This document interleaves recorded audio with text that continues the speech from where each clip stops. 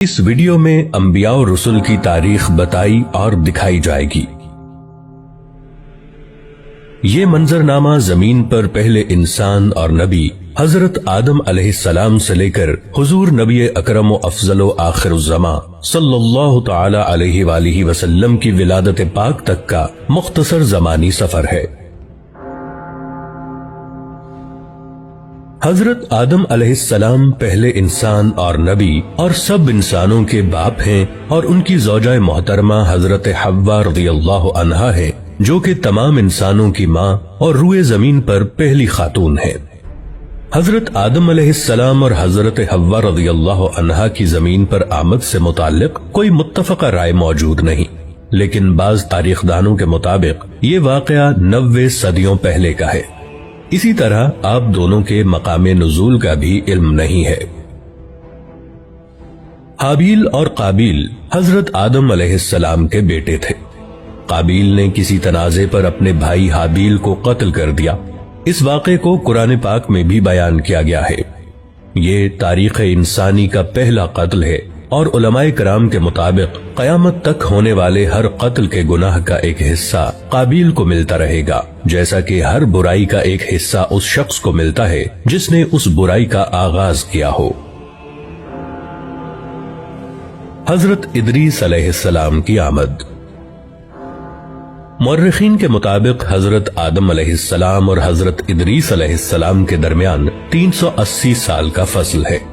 حضرت ادریس علیہ السلام قلم کا استعمال کرنے والے پہلے انسان تھے، شاید اسی لیے ان کا نام ادریس ہے، جس کے معنی ہے درس دینے والا۔ حضرت نوح علیہ السلام پہلے رسول ہیں۔ بعض مورخین کے مطابق آپ علیہ السلام کا زمانہ حضرت آدم علیہ السلام سے 1600 سال بعد کا ہے۔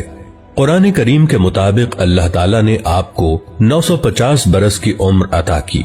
اللہ تعالیٰ نے آپ کو انسانوں کی اصلاح کے لیے مبعوث فرمایا، لیکن ایک طویل عرصہ دعوت و تبلیغ کے باوجود لوگوں نے آپ علیہ السلام کی تکذیب کی، جس کے نتیجے میں اللہ تعالیٰ نے اس قوم پر پانی کا عذاب بھیجا۔ غالباً یہ پہلا عذاب ہے جو زمین پر اللہ پاک کی طرف سے بھیجا گیا، جس سے اس وقت تک کے سارے انسان مارے گئے، سوائے ان کے جو آپ علیہ السلام پر ایمان لا چکے تھے اور آپ علیہ السلام کے ساتھ اس کشتی میں سوار تھے جو آپ نے اللہ تعالیٰ کے حکم اور مدد سے تیار کی تھی، لیکن یہ چند ہی لوگ تھے۔ اس واقعے کے بعد نسل انسانی حضرت نوح علیہ السلام کے 3 بیٹوں سے آگے چلی، اسی لیے آپ علیہ السلام کو آدم ثانی بھی کہا جاتا ہے۔ آپ علیہ السلام کے بیٹوں کے نام سام، حام اور یافس تھے۔ حضرت نوح علیہ السلام کے بیٹوں کی نسل سے جو قومیں وجود میں آئیں، وہ بھی بالآخر گناہوں اور بری باتوں میں ملوث ہو گئیں۔ ان میں سے ایک قوم کی طرف اللہ تعالیٰ نے حضرت ہود علیہ السلام کو بھیجا، جس کا ذکر قرآن پاک میں موجود ہے، لیکن پھر وہی ہوا۔ اس قوم نے سرکشی کی اور آپ علیہ السلام کی مخالفت کی، جس کی وجہ سے ان کو بھی اللہ تعالیٰ کی طرف سے عذاب نے آ لیا۔ حضرت ہود علیہ السلام کے ساتھ جو لوگ بچے، ان سے قوم سمود وجود میں آئی، لیکن رفتہ رفتہ وہ بھی گمراہ ہو گئے، تو اللہ تعالیٰ نے حضرت صالح علیہ السلام کو ان کی طرف نبی بنا کر بھیجا، لیکن اپنے سے پہلوں کی طرح انہوں نے بھی اپنے نبی کا انکار کیا اور مطالبہ کیا کہ اگر آپ اللہ کے نبی ہیں تو کوئی معجزہ دکھائیں۔ آپ علیہ السلام نے اللہ سے دعا کی، جس سے ان کی آنکھوں کے سامنے پہاڑ کی چٹان سے ایک اونٹنی برآمد ہوئی، لیکن انہوں نے اس معجزے کو دیکھ کر ایمان لانے کی بجائے اس واقعے کو جادو کہہ کر رد کر دیا اور اپنی غلطی پر بضد رہے، تو ان کو بھی عذاب نے آ لیا اور نیست و نابود کر دیے گئے۔ اس دور کو قبل از ابراہیم علیہ السلام کہتے ہیں۔ اس دور کی مستند تاریخ موجود نہیں ہے۔ حضرت ابراہیم علیہ السلام تقریباً 2200 قبل مسیح عراق میں پیدا ہوئے۔ آپ علیہ السلام کو انبیاء کا باپ کہا جاتا ہے کہ آپ علیہ السلام کی نسل سے ہی بعد کے تمام انبیاء کا ظہور ہوا۔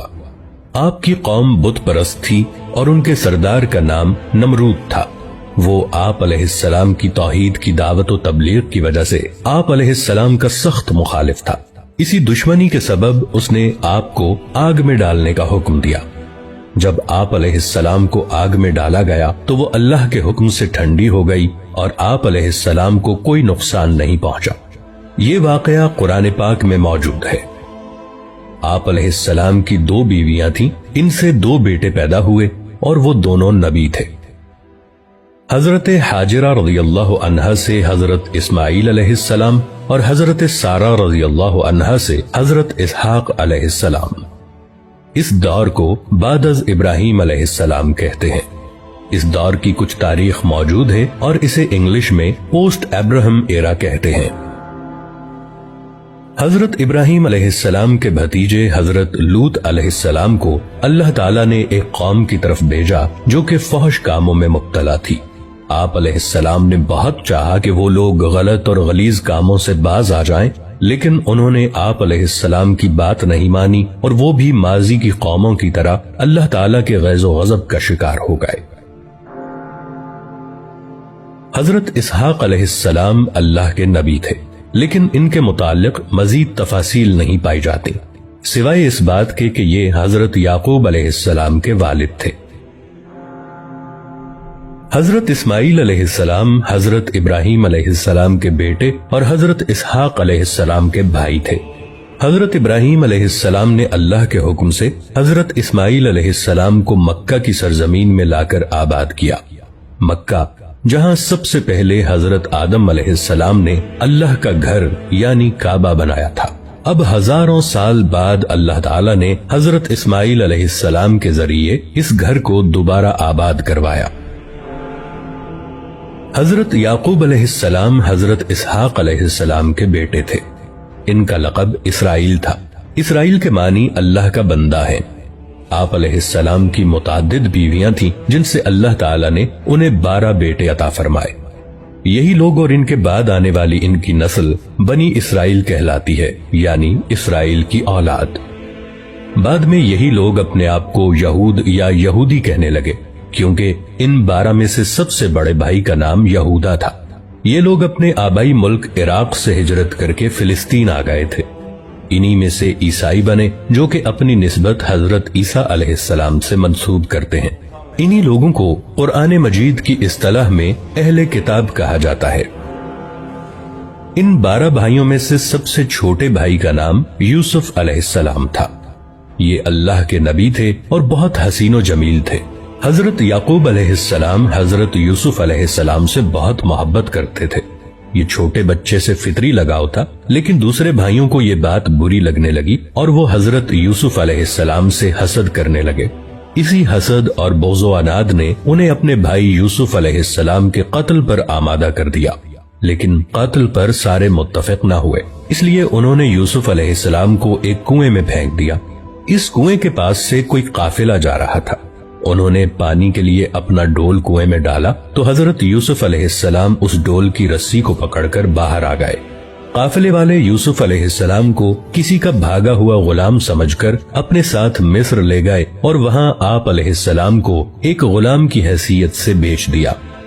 آپ کا خریدار حکومت مصر کا ایک اعلیٰ عہدیدار تھا۔ اس نے جلد ہی آپ علیہ السلام کی ذہانت و فطانت کو جانچ لیا اور اپنے محل میں اپنے خادم خاص کی حیثیت سے رکھ لیا۔ آپ علیہ السلام اسی محل میں جوان ہوئے اور اللہ نے آپ کو نبوت عطا فرمائی۔ اس عہدیدار کو عزیز مصر کہا جاتا ہے۔ اس کی بیوی زلیخا نے آپ علیہ السلام پر عصمت دری کا جھوٹا الزام لگا کر آپ علیہ السلام کو جیل بھجوا دیا۔ آپ علیہ السلام نے 7 سال جیل میں گزارے، لیکن جیل میں بھی دوسرے قیدیوں کی تعلیم و تربیت کرتے رہے۔ پھر مصر کے بادشاہ کو ایک خواب آیا تو اس کے مشیر نے کہا کہ وہ ایک شخص کو جانتا ہے جو کہ اس خواب کی صحیح تعبیر بتا سکتا ہے۔ آپ علیہ السلام کو جیل سے محل میں لایا گیا۔ آپ علیہ السلام نے بادشاہ کے خواب کی عقلی اور منطقی تعبیر بتا دی، جس سے وہ بہت متاثر ہوا۔ اس بادشاہ نے آپ علیہ السلام کو اپنا مشیر خاص مقرر کر لیا اور بادشاہ نے آپ علیہ السلام کی تمام داستان سنی اور آپ علیہ السلام کو کہا کہ آپ اپنے سارے خاندان کو فلسطین سے مصر لے آئیں اور یہاں سب امن و سکون سے رہیں۔ آپ علیہ السلام نے اپنے سارے کنبے بشمول والد صاحب حضرت یعقوب علیہ السلام کو اپنے پاس مصر بلوا لیا۔ آپ علیہ السلام کے بھائی اپنے کیے پر بہت نادم ہوئے اور توبہ کی۔ اس طرح بنی اسرائیل فلسطین سے مصر پہنچ گئے۔ قرآن کریم کی سورہ یوسف میں اس واقعے